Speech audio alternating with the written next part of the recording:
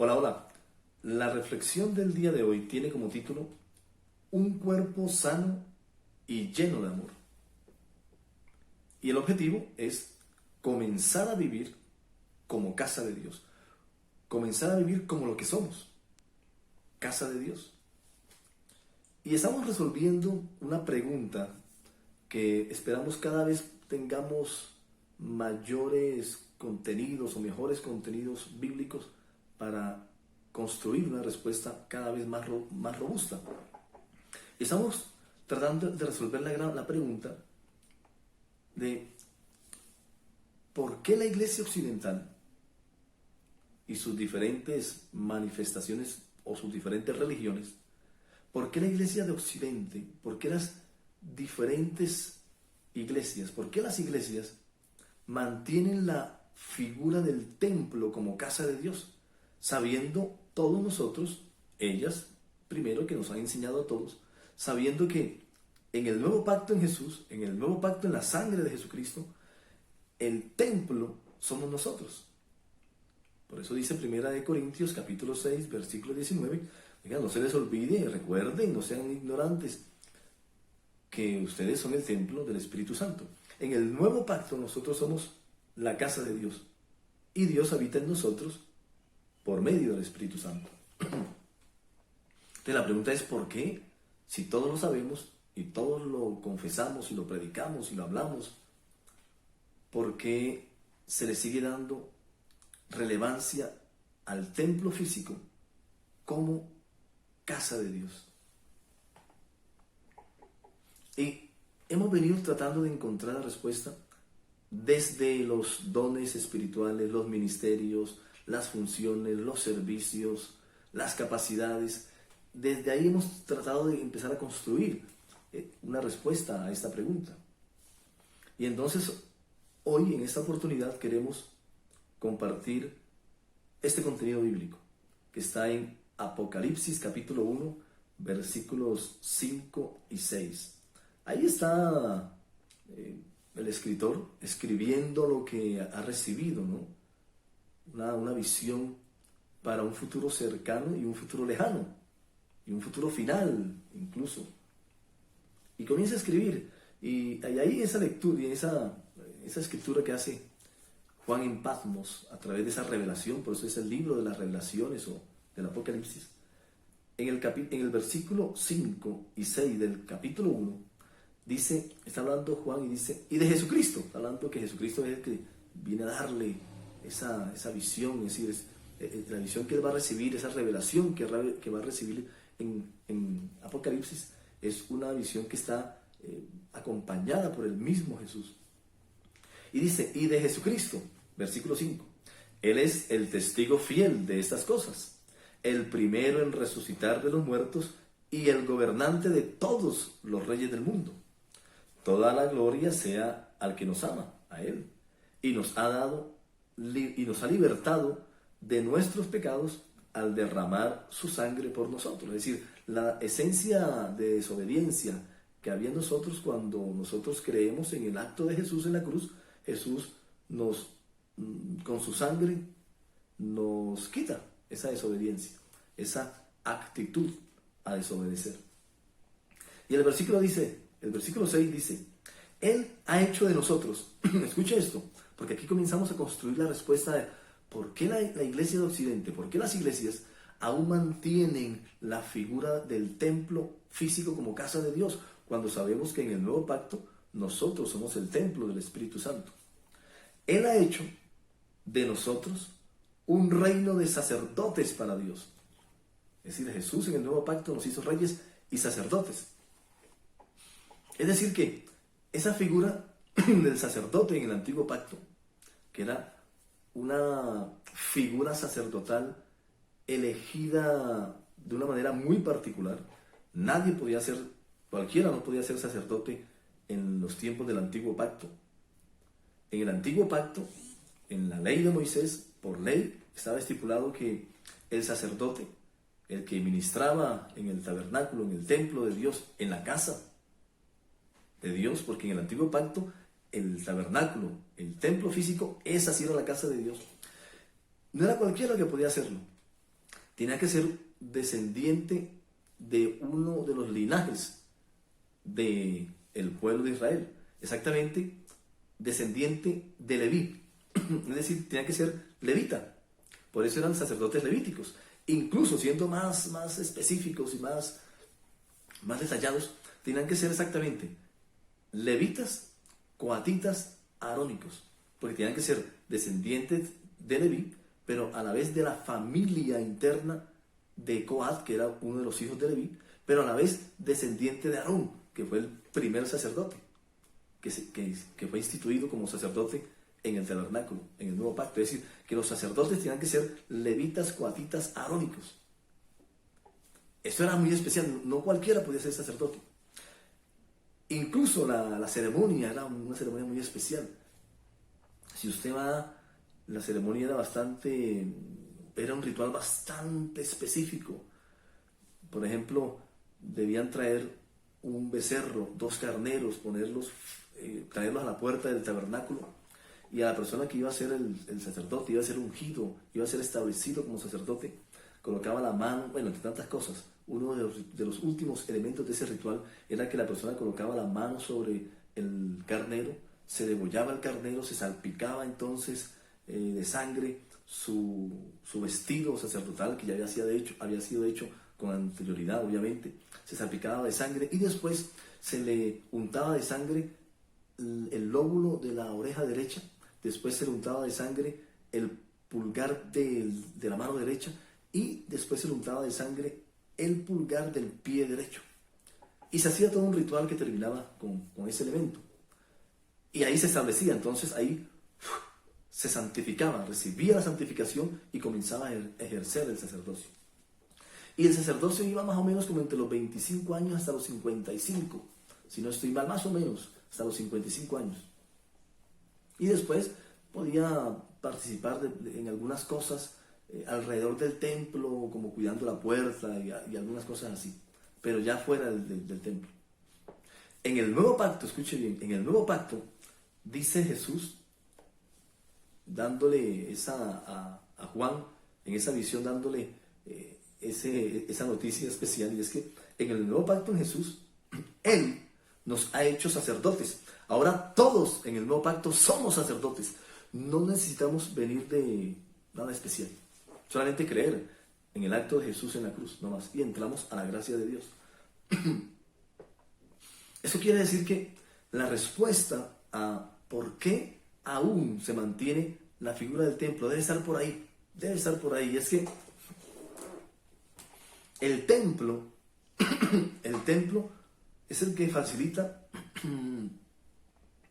que todo este andamiaje alrededor de los ministerios, dones, talentos, capacidades y demás se pueda administrar, o sobre todo que se pueda subyugar. Es decir, el templo es el que puede enseñorearse de todos los ministerios y de los dones, porque si no hay templo, porque en el templo es donde se llevan todos esos dones, talentos, ministerios, servicios a manifestarse. Es decir, el templo, la figura del templo lo que hace es que absorbe todos los dones, talentos y ministerios y servicios y demás que da el Espíritu Santo, los absorbe y los pone a funcionar dentro de él. Porque eso es lo que le va a dar finalmente sustento a la religión. No hay religión sin templo. Si usted se da cuenta, no existe una religión sin templo. Usted va caminando y dice, mira, este es el templo católico. Mira, ese es el templo de los evangélicos. Ese es el templo, el salón del reino de los testigos de Jehová. Ese es el templo de los mormones. No hay religión sin templo. Y el templo es el que puede subyugar y abstraer todos los dones que ha dado el Espíritu Santo y ponerlos en función en el templo. Y así subsistir. Lo que hace que la religión subsista, finalmente, cualquier religión de Occidente, cualquier religión que se haya construido sobre la figura de Jesús y con el el contenido de la Biblia como texto sagrado, cualquiera de esas religiones occidentales solo puede subsistir si hay un templo que la identifique, no más. Usted no puede concebir un templo de esas religiones, no pueden concebir estas religiones sin un templo. Si no hay templo, no hay religión. Y lo que viene Jesús es precisamente a liberarnos o a liberarnos de la tradición, no del templo.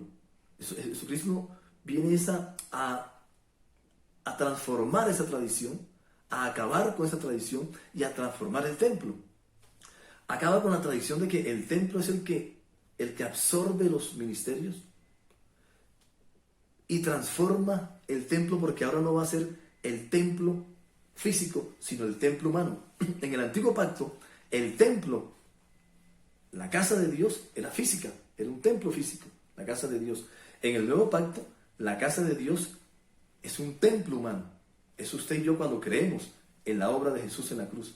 Ahí el Espíritu Santo viene a nosotros porque somos el templo, somos ahora la casa de Dios.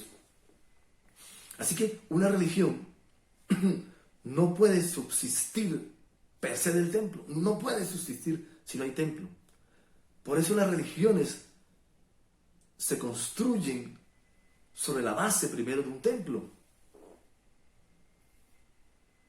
Y ahí empieza usted entonces a entender y a darle respuesta de por qué las iglesias, por qué la iglesia de Occidente y sus diferentes religiones aún mantienen la figura del antiguo pacto.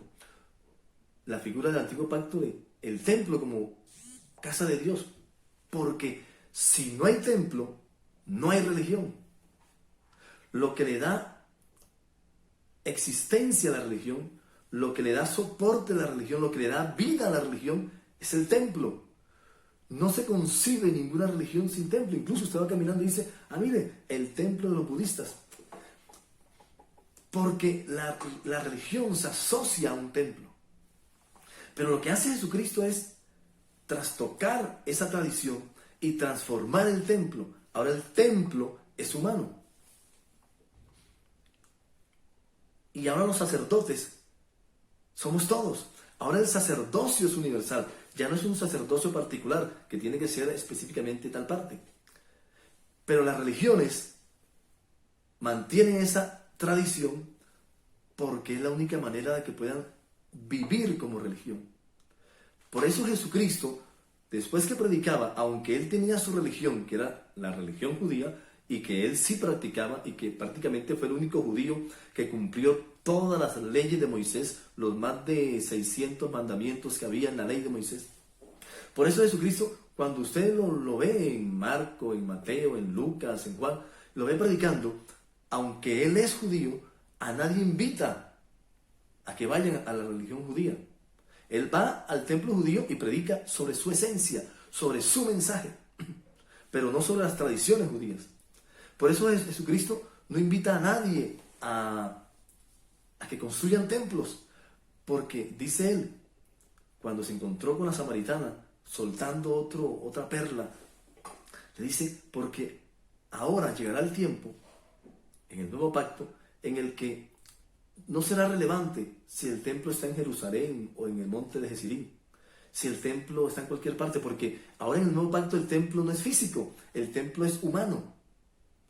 Eso quiere decir que, escuche bien,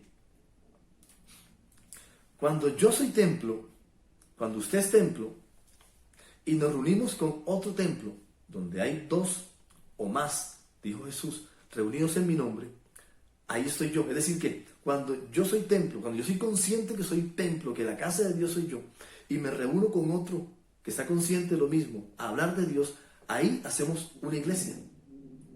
En esa reunión hacemos una iglesia.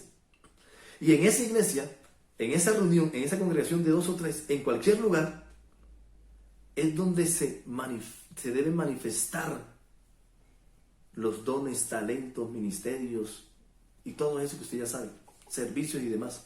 ¿Para qué? Para edificar el templo, para edificar el cuerpo de Cristo. Nosotros somos el templo. Cuando nos reunimos con 2 o 3, hacemos una iglesia y todos somos el cuerpo de Cristo. Entonces, los dones, talentos y ministerios que el Espíritu Santo da no están en función de un templo físico, sino un templo humano. ¿Por qué? Porque ahora el templo somos nosotros. Siga pensando. Entonces, ¿por qué las religiones de Occidente, las diferentes iglesias occidentales, aún mantienen el templo físico como figura, como casa de Dios? Porque las religiones necesitan un templo. Las religiones necesitan un templo para subsistir. Pero usted y yo tenemos claro que usted y yo somos el templo de Dios. Comencemos a vivir como templo, como casa de Dios. Y créame que nuestra relación con Dios va a cambiar. Y cuando cambie nuestra relación con Dios, nuestra relación con los otros va a cambiar. En conclusión, seguiremos después porque esto tiene varios elementos. En conclusión, el templo físico como casa de Dios identifica a la religión y es figura del antiguo pacto. El templo humano identifica al mensaje de Jesús y es figura del nuevo pacto en su sangre. No siendo más por hoy, chao, y si Jesús viene esta noche, nos vemos en el cielo.